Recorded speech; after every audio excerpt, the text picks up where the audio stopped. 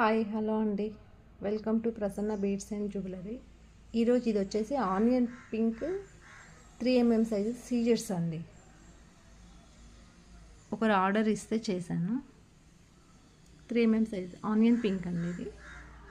అందులో మధ్యలో ఇవి లాకెట్స్, చిన్న చిన్న లాకెట్స్, అటు 5 ఇటు 5 టోటల్ 10 లాకెట్స్ వేసి చేశాను.